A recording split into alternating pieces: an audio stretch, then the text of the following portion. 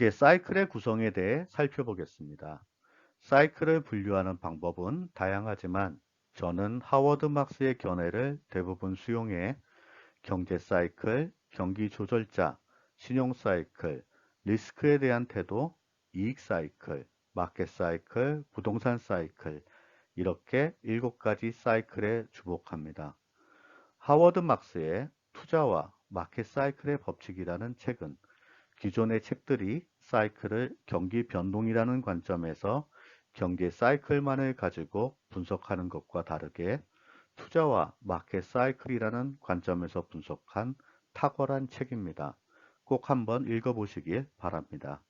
이 7가지 사이클은 서로 밀접한 관계를 보이면서 같이 움직이기도 하지만 고유의 원인에 의해 각각 따로 움직이기도 하기 때문에 일단 각각 별도의 사이클로 관찰하는 것이 금융시장을 분석하는 데 더 유용합니다.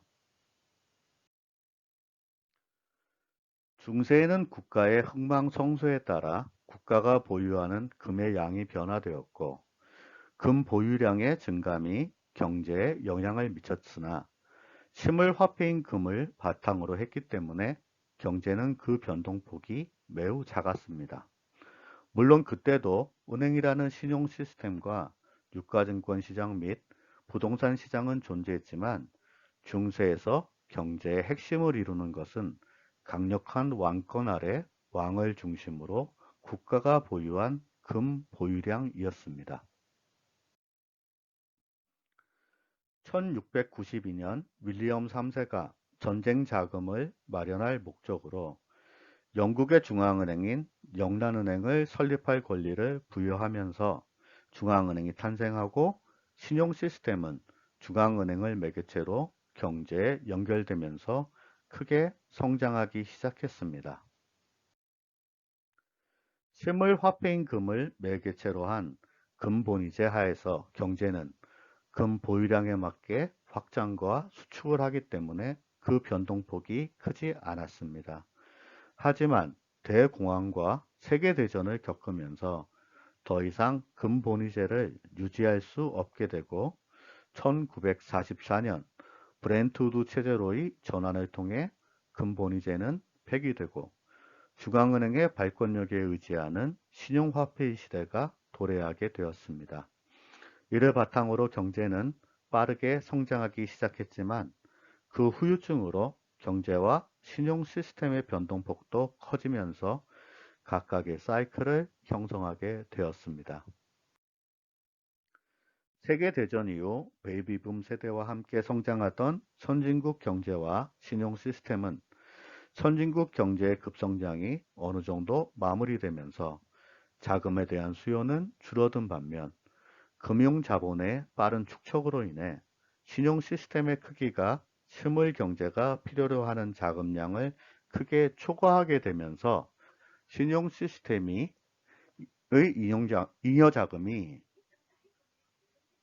유가증권 시장으로 밀려들기 시작했고 신용 시스템과 연결된 유가증권 시장과 부동산 시장은 리스크에 대한 태도라는 인간의 심리가 지렛대 역할을 하면서 그 진폭이 커져서 자체적인 요인과 결합해 고유의 사이클을 형성하게 됩니다.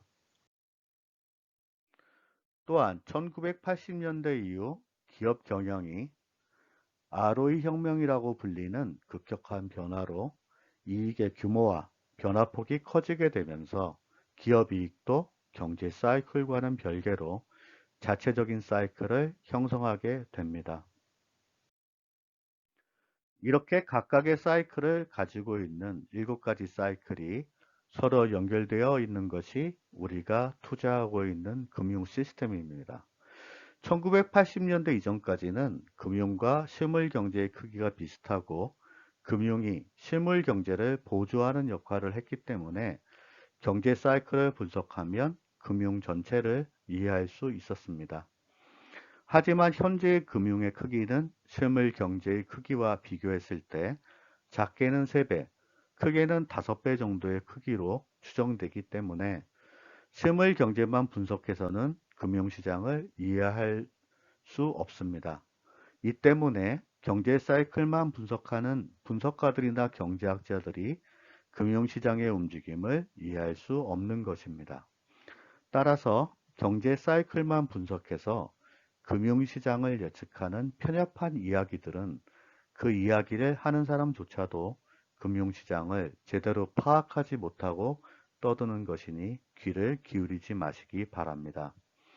결론적으로 말하면 금융시장을 이해하기 위해서는 이 7가지 사이클을 이해해야 하고 이를 위해서는 각각의 사이클의 움직임을 관찰할 수 있는 지표들을 이해해야 합니다. 이것이 다음 시간부터 우리가 공부할 내용입니다. 물론 처음에는 어려울 수도 있지만 저와 함께 공부하시고 제 블로그를 통해 주기적으로 사이클을 함께 관찰하고 소통한다면 금융시장을 이해하는 힘이 좀 더 강해질 것입니다.